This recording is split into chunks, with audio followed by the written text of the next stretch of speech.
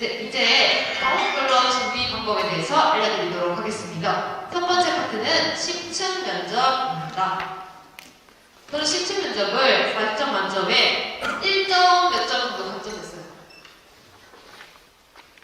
10층 면접은 교사로서의 격성, 고집과 인성 같은 것을 보는 시험입니다. 점수 배점이 가장 크고요. 감점폭이 굉장히 큰 시험입니다. 제가 38점, 7점을 받았는데요. 주변에는 32점 받으신 분도 계시고요. 35점, 막 이렇게 팍팍 감점이 되시는 분들이 계십니다. 네, 그렇기 때문에 여러분들이 굉장히 주의를 기울이셔야 되는 과목이죠. 시험 방식을 알려드리겠습니다. 배점은 40점이고, 문제는 3문제. 구상형 문제 1개, 즉답형 문제 2개로 구성되어 있습니다. 시간은 구상 10분, 면접 10분인데요. 구상 10분 동안 무엇을 구상하는 걸까요? 구상 10분 동안은 구상형만을 구상하는 거예요. 아시겠죠? 그리고 면접 10분 동안 앞에서 구상했던 구상형 문제를 답하고 남은 시간에 즉답형 문제를 즉석에서 구상하시고 답하시고 구상하시고 답하시고 이렇게 하시는 거예요. 이렇게 구성을 되는 거예요. 이때 즉답형을 하실 때는 절대 펜을 사용해서는 안 돼요. 온전히 머릿속으로만 구상하시고 말을 하셔야 됩니다. 구상형은 구상실에서 펜을 사용하셔서 구상하셔도 됩니다. 근데 즉답형은 펜을 절대 사용할 수 없습니다. 아시겠죠? 그래서 이런 순서로 면접 10분 동안 진행이 되고요. 대기는 명분에서 NM분, 그러니까 관리번호를 늦게 뽑으면은 엄청나게 오래 기다려야 하는 것이겠죠. 그러면은 저와 함께 2차 시험장으로 함께 들어가 보시겠습니다. 작년에 저는 전자국고에서 시험을 쳤고요. 시험장 나오면서 그걸 찍었었습니다. 올해는 여기서 1차 시험을 쳤다고 들었습니다. 자, 시험장에 입장해 보겠습니다. 떨리는 마음을 갖고 입장했더니 대기실입니다. 대기실에 이렇게 1차 부사장과 유사하게 이렇게 많은 사람들이 있습니다. 그리고 여러분들이 1차 부사장의 멤버와 크게 다르지 않을 거예요. 왜냐하면 1차 부사장 멤버에서 1차 불합격하신 분들만 제외하고 남아 계시는 거니까 1차 시험 부사장 굉장히 유사합니다. 그리고 전자국고 기준으로 추웠어요. 이때 막 피터가 잘 안 된다, 모자가 나면서 추워서 오들오들 떨었던 기억이 있습니다. 그리고 시계가 없었던 것으로 기억하는데 시계를 안 들어간다면 얼마나 오래 기다려야 되는지 감이 안 잡힐 수가 있어서 답답하실 수 있으니까 손목시계를 들고 가시는 것을 추천드립니다. 처음에는 수험번호 순서대로 앉지만요. 처음에 관리번호를 추천을 합니다. 추천을 하면은 나의 운명이 결정돼요. 내가 이제 몇 분을 기다려야 되는가? 그렇게 하고 자리를 바꿔요. 자리 바꿨습니다.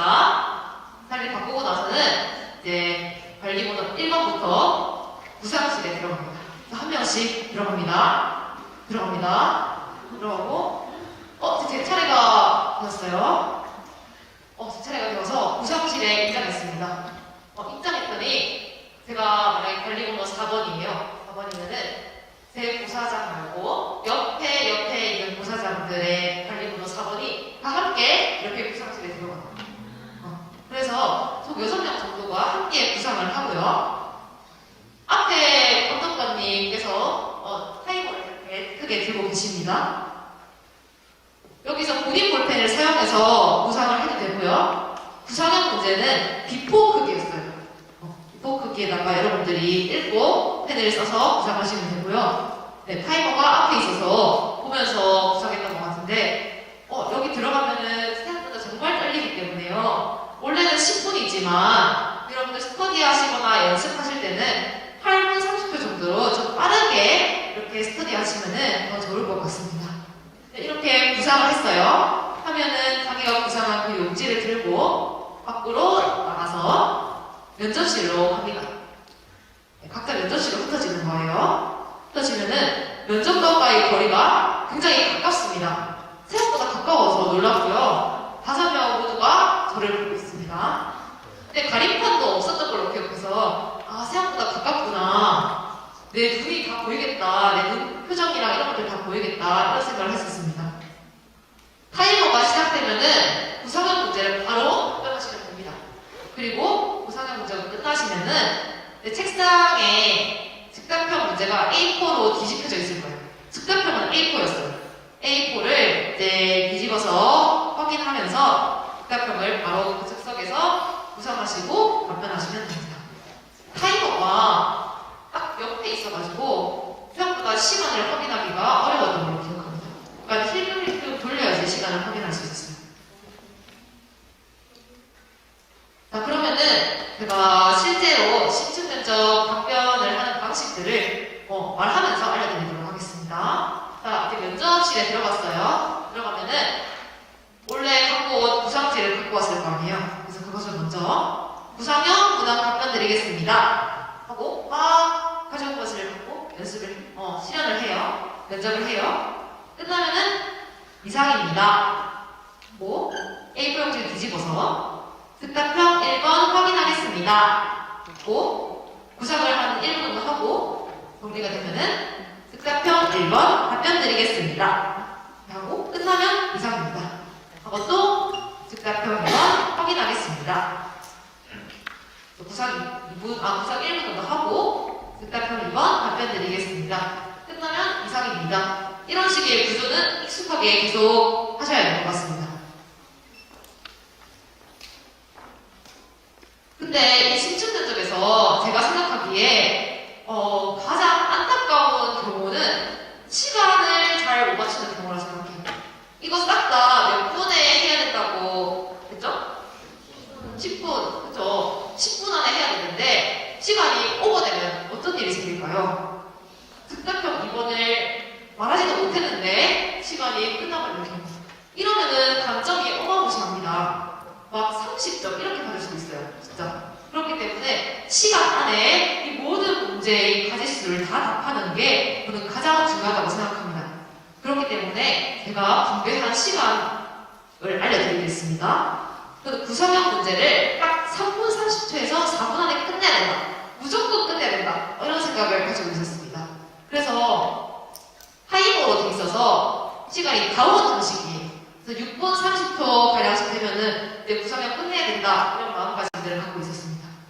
그리고 나머지 6분 정도의 시간에는 즉답형 1번 구상하는데 1분, 답변하는데 2분, 즉답형 2번도 구상하는데 1분, 답변하는데 2분 이렇게 시간을 썼던 것 같습니다.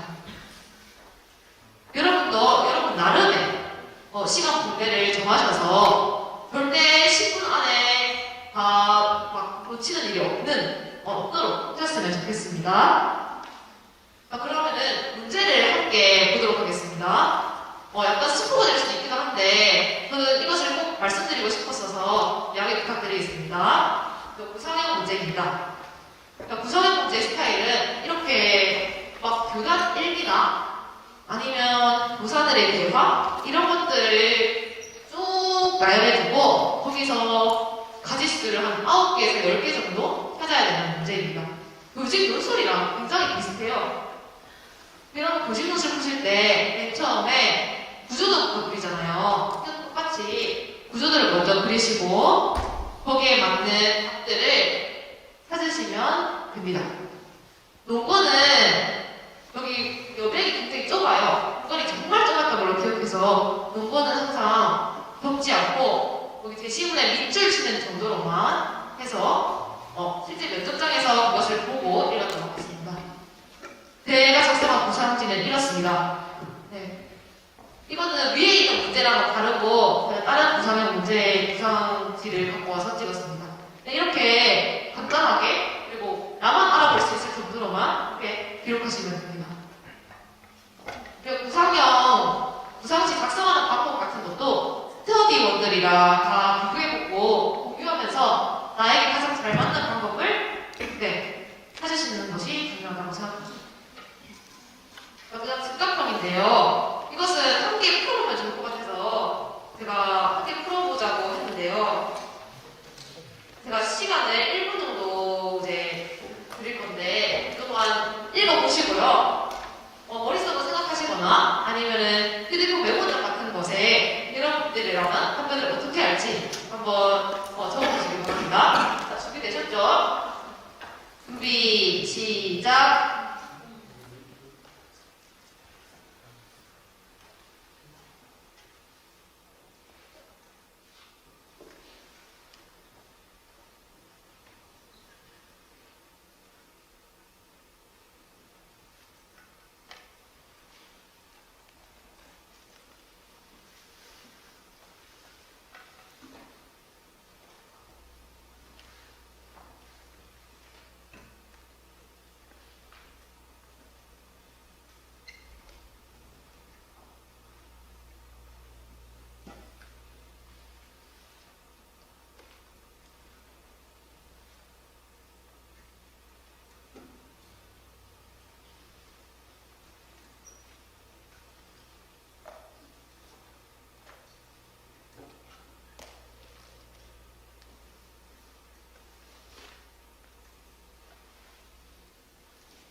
네, 1분 끝났습니다.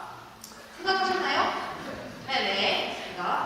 실제로 이것은 제가 작년에 쳤던 문제고요. 이것을 복기해서 적어보았습니다. 이것을 실제로 A4 문제를 딱 뒤집어서 이것을 문제를 보려고 할 때 제가 가장 먼저 어떤 것부터 했냐면요. 가장 먼저 문제를 처음부터 읽기보다는 무조건 찾아야 될 거를 먼저 봤습니다. 밑에를 먼저 본 거죠, 문제에.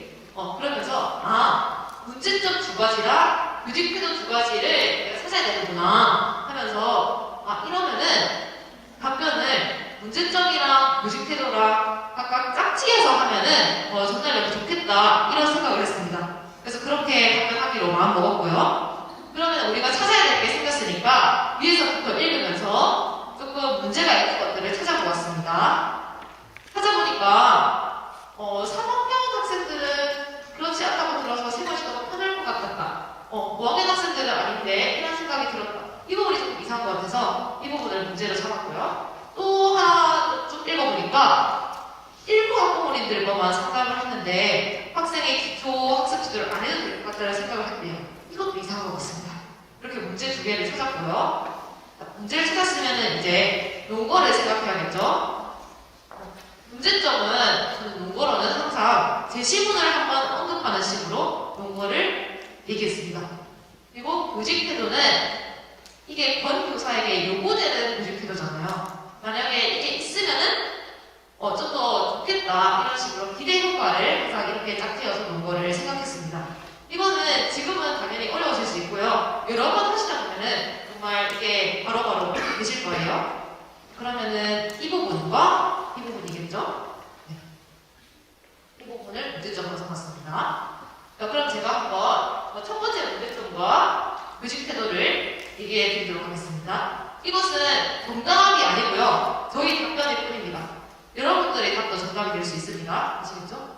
권 교사가 가지고 있는 문제점은 첫째, 학년에 대한 편견을 가지고 있다는 문제입니다. 제시문에 따르면 권 교사는 5학년 학생들은 말을 잘 듣지 않아서 싫어하는 반면 3학년 학생들을 맡아서 기쁘다고 이야기하고 있습니다. 이렇게 문제점을 언급하고 다음에 이에 필요한 교직 태도는 개방적인 태도입니다. 마음을 열고 학생들을 관찰하는 개방적인 태도를 가진다면 권 교사는 학년에 대한 편견에서 벗어날 수 있을 것입니다. 이렇게 기대 효과를 언급했습니다. 그러면은 두 번째 문제점도 한번 얘기해 보겠습니다. 둘째, 일부 학부모가 관심이 많다는 이유로 일반화하는 것입니다. 제시문에 따르면 권 교사는 학생들을 직접 보고 판단하는 것이 아니라 학부모와의, 그것도 일부 학부모와의 상담만으로 기초 학력 수준을 판단하고 있습니다. 이에 필요한 태도는 객관적인 태도입니다. 진단평가 결과나 객관적인 자료를 가지고 이를 바탕으로 학생들을 지도한다면 효과적인 기초학력 지도가 가능할 것입니다. 이상입니다. 이런 식으로 답변을 했던 것 같습니다. 이렇게 문제점과 태도 이렇게 짝지어서 답변을 하였습니다. 두 번째 문제도 함께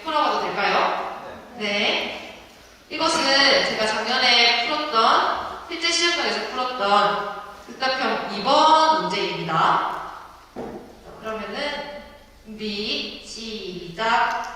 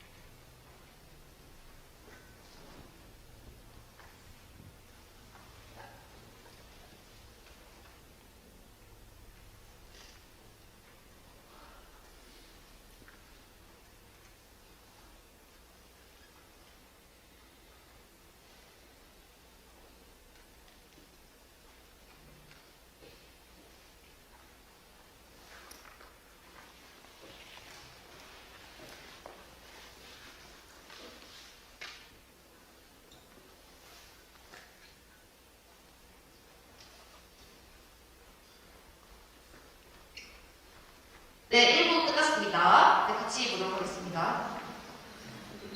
네, 이것도 이제 제일 먼저 봐야 될 게 무엇인지 아시겠죠? 제일 마지막에 인성적 자질과 그 이유 세 가지. 그러니까 자질 세 가지, 이유 세 가지 이렇게 말해야 하는 겁니다. 저는 실제로 그 자리에서 이렇게 세 가지를 답변했습니다. 이거 외에 답변이 생길 수가 있습니다. 그래서 저는 첫째 인내입니다. 그 이유는 블라블라. 둘째 공감입니다. 그 이유는 블라블라. 셋째 성찰입니다. 그 이유는 블라블라. 이렇게 하면서 그 이유를 얘기하고 그 다음에 기대 효과까지 이렇게 얘기를 했던 것 같습니다. 앞에 자세히 말씀드렸기 때문에 두 번째는 제가 시연을 생략하도록 하겠습니다. 그리고 제가 이 심층 면접을 기출 분석을 했거든요. 제가 시험 칠 때는 항상 기출 분석이 모든 것의 근본이라고 생각하기 때문에 심층 면접도 혼자 기출 분석을 했었어요. 이때 하이패스에는 최근 것밖에 없어요. 비교적 최근 것밖에 없는데 도서관에 가면은 옛날 임명책에 보면은 2014년 것까지 막 찾아보면 있습니다. 그래서 저는 2021년부터 2014년까지 기출 분석을 해서 이런 식으로 간단하게 기출 분석을 했는데요. 하다 보니까 중요한 사실을 알게 되었어요. 인성적 자질 문제가 지금 매년 계속해서 나오고 있다는 점이에요. 그래서 저는 이번에도 인성적 자질이 나올 수 있겠구나 생각하고 실제로 나왔습니다. 그래서 인성적 자질을 정말 정리를 많이 하시고 문제 이용도 많이 풀어보시는 걸 추천드리는데요. 이 인성적 자질 유형의 문제를 풀다 보면은 항상 이런 난관에 부딪힙니다. 어떤 난관이냐면요. 제가 첫째에 막 공감이라고 했어요. 근데 둘째에 소통이라고 했어요. 뭔가 이렇게 겹치는 듯한 뉘앙스를 풍길 수가 있다는 점을 경계하고요. 두 번째로 제가 첫째에 소통이라고 했어요. 둘째에 공감이라고 했어요. 세 번째에 내가 첫째에 뭐 했더라? 생각이 안 나는 경우가 있어요. 그래서 소통하고 공감하고 또 소통을 해버리는 이런 불상사가 생길 수 있습니다. 이런 경험을 조금 많이 했기 때문에 저는 이에 대해서 확실히 대비해야겠다고 생각이 들었어요. 그래서 어떤 방법이 있을까 고민을 계속 했는데 딱 시험 전날 밤에 샤워하면서 뭔가 하고 떠올랐어요. 제가 지금부터 아무한테도 안 알려드린 저희 인성과 자질과 관련된 팁을 여러분들께만 알려드리도록 하겠습니다. 자, 모두 지금 10손가락을 한번 펴볼까요? 10손가락? 네, 10손가락. 지금부터 제가 인성과 자질 10개를 말씀드릴 건데 이 10개를 1번 손가락부터 10번 손가락까지 대응을 짝지어 보도록 하겠습니다. 1번 손가락, 얘는 성실이에요. 성실. 2번 인내입니다. 3번 3번 존중. 4번 협력. 5번 소통. 6번 공정. 7번 긍정. 8번 공감. 9번 책임. 10번 성찰입니다. 이렇게 각 손가락마다 인성적 자질을 대응시켰고요. 실제 시험장에서 이렇게 손을 이렇게 하고 제가 아까 인내 말씀드렸다고 했죠. 인내 첫 번째 2번이니까 2번 손가락을 찍었어요. 그리고 그 다음에 뭐였죠? 공감이었어요. 공감 8번 손가락 찍었어요. 그 다음 10번 성찰 이렇게 딱 구상을 딱 하면서 이렇게 손가락을 접었어요. 그러고 나서 이제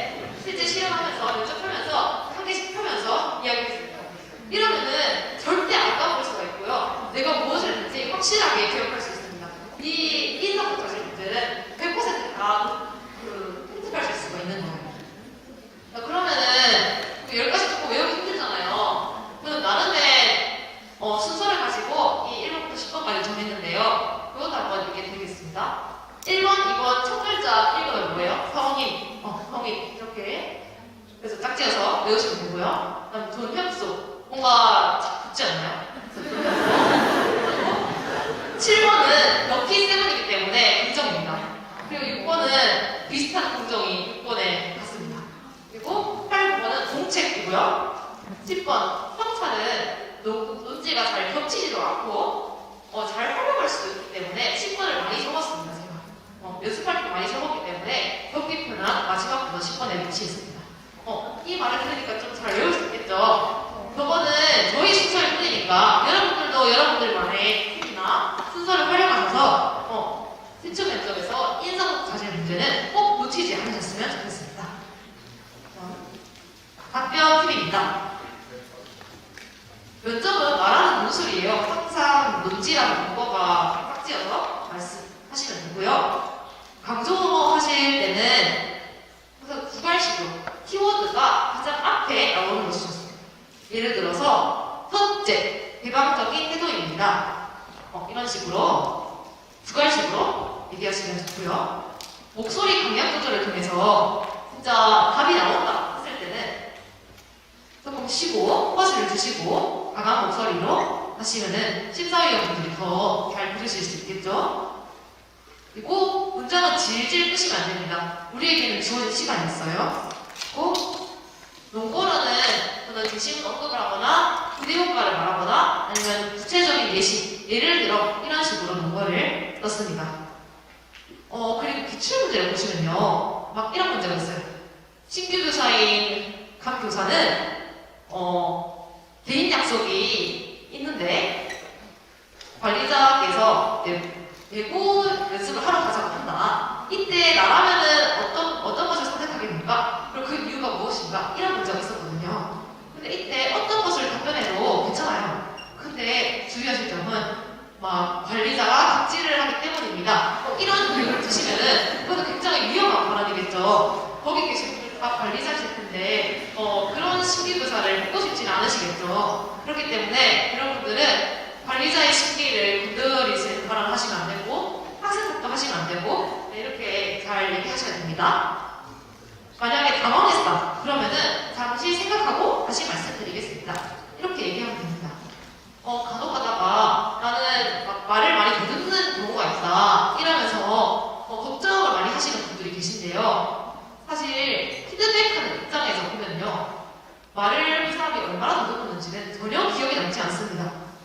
논지가 무엇이었냐 이것만 기록하기 바쁜데 그 사람이 말을 더듬었는지 안 더듬었는지 그런 것들 전혀 신경 쓰지 않습니다. 그렇기 때문에 막 더듬는다 그래도 전혀 신경 쓰지 마시고 그냥 할 말을 다 하시면 됩니다. 그러면 다 만족을 받으실 수 있어요.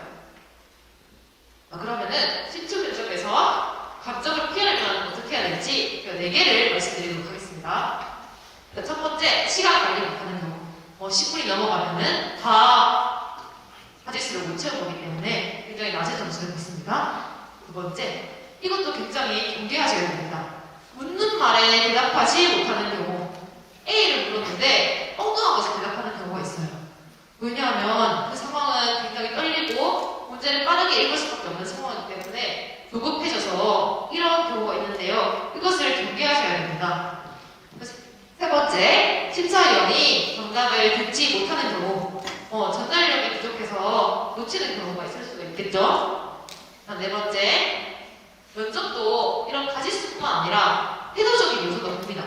자신감 있고 당차고 그리고 웃는 모습 이런 것들을 보여드려야지 막 지나치게 말이 빠르다던가 자신 없어 보이는 모습 이런 것들을 보이시게 된다면 감점을 받으실 수 있습니다. 그럼 이것을 바꿔서 고득점 4요소를 말씀드리겠습니다. 첫 번째, 시간 절대 지켜야 됩니다. TMI 안 됩니다. 문제를 잘 읽고 그에 맞춰서 답을 간결하게 말하는 능력을 갖추시길 바라겠습니다. 두 번째, 가지수 그리고 논지가 겹치면 안 됩니다. 문제가 요구하는 것은 문제가 요구하는 답을 해야지 동문서답을 하면 안 됩니다. 그리고 인간은 항상 내가 알고 있는 것들, 지식을 막 뽐내려는 경향이 있기 때문에 이것을 좀 경계하시고요. 첫째도 둘째도 문제가 요구하는 것을 파악하고 그것에 대해서만 얘기를 하여야 합니다. 셋째, 전달력입니다. 강약이나 첫째, 둘째 또는 퍼즐, 단어 표시어 등을 사용하면 전달력 있는 면접을 만들 수 있습니다. 네 번째, 항상 자신감 있고 겸손하고 웃는 인상들을 보여주시면 회조적인 요소에서도 좋은 점수를 받을 수 있겠죠. 네, 이제 면접 스터디를 어떻게 했는지 말씀드리겠습니다. 네, 면접은 구상형은 4명이 다 같은 문제로 스터디를 했어요. 그러니까 처음에 딱 구상 시간 10분을 딱 두고 4명에서 똑같은 문제로 딱 구상을 했어요. 구상 끝나고 나서 즉답형을 이제 얘기해야 되는데요. 항상 스터디하면 문제가 생깁니다. 사실 즉답형은 그 자리에서 바로 문제를 읽고 실현했을 때 효과가 있는 거잖아요. 근데 똑같은 문제를 다 하게 되면 앞에 스터디원이 말을 하기 때문에 나한테는 스포가 됩니다. 그래서 저희는 즉답형을 싹 다 다른 문제로 스터디를 했고요. 앞에 있는 순서, 앞 사람이 2개를 딱 면접 레시피나 하이패스에서 2개를 포스트잇으로 표시해서 주는 걸로 했습니다. 그리고 1번, 2번, 3번, 4번 이 순서는 매일매일 돌아가면서 했고요. 1번이 가장 효과적일 수밖에 없겠죠. 그래서 매일매일 돌아가면서 했습니다. 다음 피드백입니다. 피드백은 첫째로 시간 체크를 해주셔야 됩니다. 이 사람이 구상형 하는데 몇 분 걸렸다, 그리고 즉답형 구상하는데 몇 분 걸렸다, 그리고 말하는데 몇 분 걸렸다, 이런 것까지 다 시간 체크했었고요. 그리고 답이 되는지 확인하는 것을 꼭 거치셨으면 좋겠어요. 이게 답으로 인정될 만한 것인가, 문제에 요구되는 것인가, 겹치지는 않는가, 그렇게 답이 되는지 꼭 확인하셨으면 좋겠고요. 말의 빠르기나 시선 처리, 습관 등도 놓치지 않고 피드백 하시면 좋을 것 같습니다. 그리고 저는 이 어플을 활용했는데 좋았기 때문에 추천드리겠습니다. 클로바 노트라고 AI가 내가 말한 음성들을 바로 즉각적으로 텍스트로 변환해주는 것이 있습니다. 이것은 제가 실제로 스터디할 때 썼던 것이고요. 제가 얘기하는 때 이 클로바 노트 녹음기를 딱 켜고 이제 면접을 하는 거예요. 하면은 이제 10분 동안 제가 말했던 모든 것들이 여기 텍스트로 변환됩니다. 그럼 내가 대체 어떤 말을 했는지 글로도 한눈에 확인이 가능하고요. 스스로 녹음을 들으면서 통합길에 자가 피드백 점검을 하였던 것 같습니다. 정말 추천드립니다.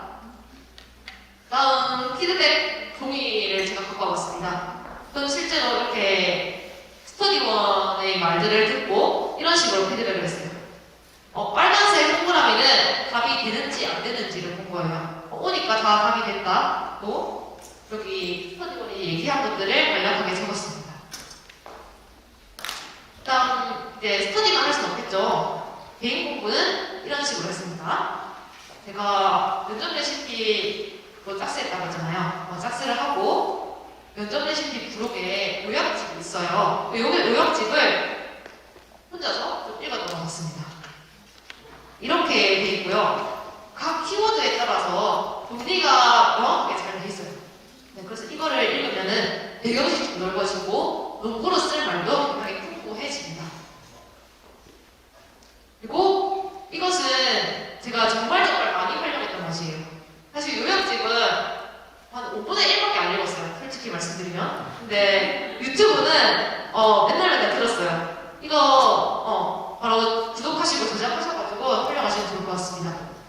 마음대로 심리학이라는 유튜브고요. 임용고시 2차 시험 면접 키워드 40가지 이렇게 해서 40분 정도로 되는데요. 이것은 저는 통합기에 이어폰을 꽂고 매일 스터디 하는 날 이것만 들었어요. 음악 안 듣고요. 그러면은 영어 기본이라고 배울 때 어디토리 러너라고 아시죠? 그런 것처럼 음성이 저절로 머릿속에 각인이 돼가지고 농구어 말할 때도 막 줄줄 얘기할 수 있게 되었던 것 같습니다. 저는 이거 추천드립니다. 그리고 공통지역 규칙을 분석하기 옛날 것도 보시면 좋겠습니다. 그리고 인상평가질 정리하고 측면 나누기. 네, 측면 나누기도 제가 보여드리겠습니다. 그 전에 인상평가질 한번 복습 한번 할까요? 네. 일단 1번 통실, 2번 뭐였죠? 인내, 3번 존중, 4번 협력, 5번 소통, 6번 긍정, 7번 럭키세븐 긍정, 8번 공책, 공감, 회피, 성찰. 네, 좋습니다. 여러분들 오늘 정말 많은 걸 알게 되시는 거예요. 자, 측면 나누기입니다. 신청 면접이 논지가 안 겹치고 하는 게 중요하다고 했잖아요. 그래서 이 측면 나누기를 잘 활용하시면은 안 겹치고 답을 잘 하실 수가 있습니다. 어떻게 측면을 나누냐고요? 이렇게요. 교육 우주체로 나눠보겠습니다. 논술 하실 때 하셨겠죠? 교사가 해야 될 거, 학생이 해야 될 학교, 지역사회가 해야 될 것을 각각 나누시면 겹치지 않게 대답하실 수 있습니다. 다음, 수업 지도랑 생활 지도 측면에서 나누는 것. 또 학습적인 요소랑 심리적인 요소로 나누는 것. 또 심리적 요인과 사회 경제적 요인으로 나누는 것이 있습니다. 제가 예시를 보여드리겠습니다. 만약에 생활지도 방법을 물었어요. 이 친구가 이렇게 하는데 생활지도 방법을 물었습니다. 그럼 이때 세 가지 질문을 나눠서 생각해보겠습니다. 교사, 모범, 학교. 그래서 교사가 할 수 있는 것은 1인 1역할 제도라든지 학교 특색활동, 또래 상담제도 이런 것들 중에서 한 개를 얘기하면 되고요. 학부모는 체크리스트를 활용해서 지속적으로 학부모 상담을 한다. 이렇게 얘기하면 되겠죠. 학교가 할 수 있는 것은 은행 캠페인을 열거나 학생 착취 기구를 활용한다. 이런 식으로 측면을 나누어서 대답하는 습관을 기르시면요. 겹치지 않고 잘 말할 수가 있습니다. 이것을 미리 한번 여러분들이 면접하기 전에 한번 생각해 보세요. 그 마지막으로 즉답형 문제 만들기를 했습니다. 이것은 제가 직접 제작한 문제고요. 예시를 보여드리려고 갖고 왔습니다. 제가 스터디를 했던 친구 이름이 안씨였는데요. 그래서 친구 이름 안을 활용해서 안교사는 하면서 이렇게 문제를 냈어요. 그리고 방안 3가지와 인성자질 관련 지어 말하시 이런 식으로 제가 문제를 냈었어요. 네. 굉장히 도움이 됐습니다. 그리고 마지막에 제가 회색으로 해왔는데요. 그것은 저는 안 했기 때문에 회색으로 했고요. 스터디원들은 했습니다. 부산 신체 평가보기 부산공동시 교육청에 가면은 주요 업무 계획이라고 파일이 있대요. 이 파일을 보시면은 부산이 현재 무엇에 중점을 두고 있는지를 알 수 있습니다. 지금은 약간 블렌디드 러닝을 중요시하고 있네요. 그럼 이런 것들을 활용해서 서론이나 본론 아니면 논거에 이거 활용하시면 좋을 것 같습니다. 신춘대적 사태를 마무리하기 전에 팁을 정리해서 말씀드리도록 하겠습니다. 첫 번째, 약치기입니다. 많이 일단 하면서 나만의 루틴을 만드는 것을 추천드려요. 먼저 막 틀을 고집하시기보다는 여러 번 해보시고 자신에게 맞는 틀을 비답형으로 만들어가시면 좋을 것 같습니다. 두 번째, 기출이나 유제를 만들기. 직접 여러분들이 문제를 내게 되면 구조나 문제 유형에 더 익숙해지니까요. 직접 기출을 보시고 비슷하게 만들어 보시면 좋을 것 같습니다. 다음 세 번째, 올바른 방향으로 스터디하기. 쓸데없는 것을 피드백하다가 스터디 방향이 엉뚱한 대로 흘러가 버릴 수가 있습니다. 그래서 공통 기출 스타일의 문제를 보시고요. 쓸데없는 것은 피드백하지 않으셨으면 좋겠습니다. 예를 들어서 이런 것들이 있어요. 너는 부상지를 너무 많이 보는 경향이 있어. 줄여라. 이런 식으로 이런 것들은 피드백하지 않으셔도 될 것 같습니다. 네 번째, 경험과 진심을 담은 멘트. 마지막에 시간이 남는다면요. 감동과 여운을 담는 멘트를 함께 날리는 것도 좋을 것 같습니다. 저희 스터디원 중에 한 명이 이런 얘기를 했었는데요. 한 명의 아이도 놓치지 않고 두 손 모두 꼭 잡고 책임지고 만든 교사가 되겠다. 이런 말을 좀 간절하게 했던 것 같습니다. 감정을 실어서요. 이런 것들도 시간이